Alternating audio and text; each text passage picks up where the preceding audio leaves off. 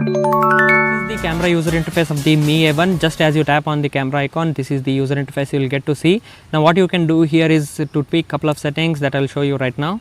As you can see, there is a bit on the darker side of this frame, so foreground element is on the darker side. What you can do is tap on wherever you want to focus inside the image, inside the frame, and just increase the exposure value.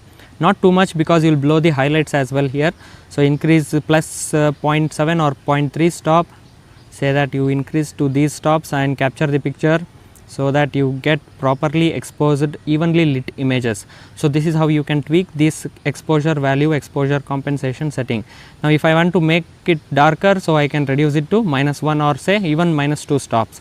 So that is how you can compensate and take some really nice images using the EV value. So the next setting you have here is the HDR, which is high dynamic range. I think you all know about HDR, but what it does is, in brief, it covers the shades of black as well as shades of white. That means the highlights won't be blown up and the shadows will be shown properly. That's why you use HDR in certain situations where you need to show the shadows as well as boost the highlights.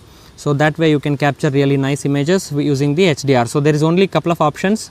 Just enable and disable. There is no auto HDR available on the Mi A1. So this is what you can do with the Mi A1's default user interface. Now we shall move to other customized options where you find it here. Just tap on this option and you have plenty of options to enjoy with. So this is the audio mode. What happens is, whatever you speak, whatever you talk, and it starts to capture the image. So it triggers the voice and it recognizes your voice, and whatever you yell at it, so it will just click the image for you. And what you can do is to use the square mode whenever you want to share your pictures on Instagram, so that you don't lose any of the frame here, and directly you can share your pictures as well. So I need not crop again and need not edit at all. So directly you capture the images in square and everything will be covered without any cropping, and yet you can share it quickly on Instagram. That's how you use the square mode. The next one is the timer. I need not explain again, you know how timer works. 3 seconds, 10 seconds, 5 seconds timer is what you have. The another interesting thing to use is straighten mode here. So however you hold the camera, you think that some weird angle comes in the frame or picture, but Xiaomi can handle you for that using this straighten mode. So however you hold the camera, it will automatically decide on what's straight here, so you don't have to use the grid lines as well. That way you can capture straight images which are level to horizontal every single time. So this is a very pro level options. I recommend you to use it every time when you are capturing any type of image. So the next option to change is the tilt shift. So this tilt shift can be used in particular situations. Say you are capturing some street lights, street photography if you are doing, and you want that entire frame, but still you want to keep the traffic moving flow in sharp. So what you can do is to use this parallel and use that even in this kind of situation as well. If you want to just cover the pathway to be sharp and the rest of the thing in the frame to be blurred, you can use the parallel. You can use the circle while capturing flowers or close-up shots of any subject. Even you can use this as a portrait effect as well. The pictures come really great because the center will be very much focused. If you want to move the center of focus to other side, you can just tap on wherever you want and you can use that particular frame to be sharp, and the rest of the thing will be totally blurred. So this is how you can tweak the setting of this tilt shift and take some really good and cool images. So it all depends on your creativity, what you are taking, what the subject is, but I am just explaining you what these modes does. So the next mode here is the manual. This is where everything gets interesting, everything gets unlocked so that you can capture your images the way you want. Now one interesting thing the Mi A1 has is, which is very famous for, is the dual camera setup here. As you can see, you have the wide angle lens as well as telephoto lens. So that way whenever you capture image, you can capture it with two perspectives. So that's one awesome thing about the Mi A1's camera. Tap on this lens. So here you have wide and tele. You can switch back every single time from wide to tele, and you can get some really close-up shots sitting at same place, but still you can zoom in because the lens is telephoto lens. So everything will be very up close. So you have two perspectives here. Just look at this image, how wide angle it gets and how telephoto it gets. So you can see it for yourself, the difference between two images. So this comes really handy even if you are capturing flowers.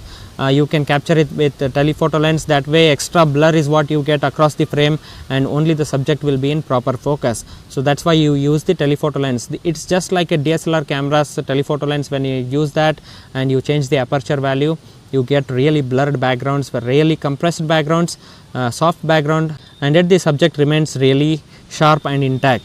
So the next setting here you have is the control of ISO. So ISO range starts from 100 to 3200, which is awesome for this price. What you can do is with the ISO is, I suggest you to leave it to auto, because whenever you change the ISO to higher number, the images gets noisier, but only you can use this ISO while you are changing the exposure. I'll just explain you in a minute. So this is how you can use the ISO setting. The next one is the interesting thing, the exposure time, which is the shutter speed value. So what you can do is, let's look at the range. It starts from 1/1000 second and goes all the way up to 1/15 second, I think, which is bummer, because I expected it up to, I think, 4 seconds to 10 seconds would have been really great for some smooth silky effects. So what you can do is to compensate this exposure time along with the ISO. So what you can do is to keep the ISO to as much as low, and if you want to get that smooth silky looking shots of, say, waterfalls or something like that, you can use the 1/15 second, which is the minimum shutter speed value, and you can compensate with that ISO and then take the picture, so that you get really smooth and silky looking images of any waterfall or some subject, whatever you are trying to capture. But the other way around, what you can do is to set the ISO to around 400 or 800, and you can compensate with that exposure time, so that you get you can freeze the moment. Actually, if there is a subject running over here, there is a person doing some action over here, and you want to freeze that particular moment, you can keep to 1/500 second or even 1/1000 second and compensate with that ISO 800, and then take the picture, and the image will be sharp across the board. So that is how you use how you compensate the exposure time along with the ISO. The next one here is the focus. Now the manual focus starts from here, from closest distance, and all the way goes up to infinity. Now they have given some numbers here to identify where you are. So the 100 being the infinity, the subject will be very sharp at the back of this frame, and if you want to get across the board sharper images, I suggest you leave it to around 75 to 80. So that way the subject will be in proper focus. So that is how you can use. And even if you are taking flowers photography, I suggest you to use manual focus. That way it won't try to hunt a lot, and you will get really cool looking close-up shots of any flowers or any subject. So this is how you use the manual focus. The next one here is the white balance. Now say that in particular situation, in certain situations, what you can see is the colors aren't accurate inside your camera. What you can do is to change the custom white balance. So there are a couple of modes here: incandescent, daylight. So if you think daylight just works perfectly, you just capture the picture with the daylight auto white balance. So the next one will be fluorescent, cloudy. It all depends on the scenery and situation you are in. But one interesting thing that Xiaomi has not missed is the manual change of this white balance, which is awesome. So just tap on that 3 stripes, and here you have all the manual white balance control. So accurately you can get the colors of any subject or any portrait you are trying to capture. So just see how the lower the number, the cooler it gets, and higher the number, warmer the picture it gets. So this is how you compensate and keep the perfect number, and then capture the image. That way you get very accurate colors from your mobile. So that is how you use the manual mode entirely. So I have shown lens, wide and tele, and I have also shown you how you should compensate your ISO as well as exposure time. And there is this autofocus to where you can go from manually from closest distance to all the way up to infinity. And the last one is the white balance. And if I just swipe like this, you have the HHD mode, which is really nice in very low light situations. For example, you are capturing pictures in indoor situation, the lighting will be really low. What you can do is to tap on this HHD and make sure you are holding the camera really steady. That way you don't get any blurred images, and then capture the image. It will actually capture multiple images of different exposures and gives you really perfect looking images whenever you capture it during night.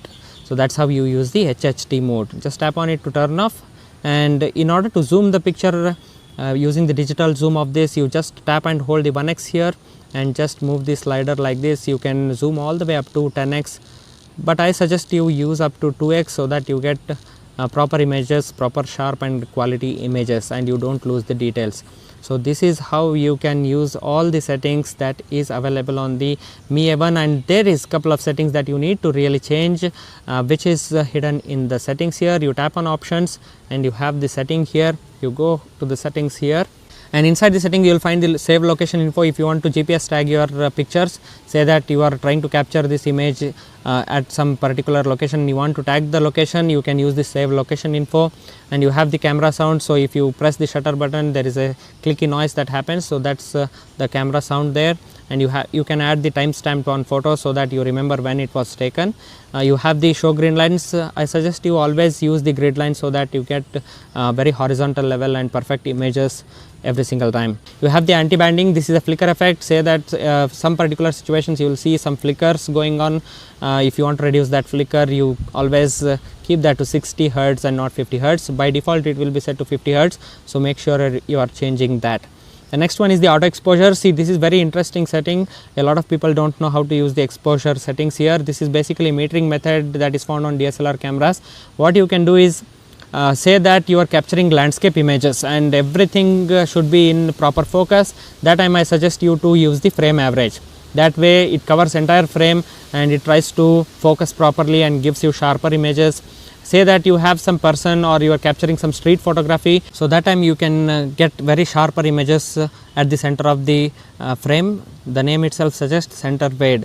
So the next one is the spot metering. See, if you are capturing portrait images of a person or say flowers, that time you can use the spot metering and really get some sharper images of that particular subject, and while blurring the entire frame across the board. So this spot metering works really nice when you are taking close-up shots of anything, any subject.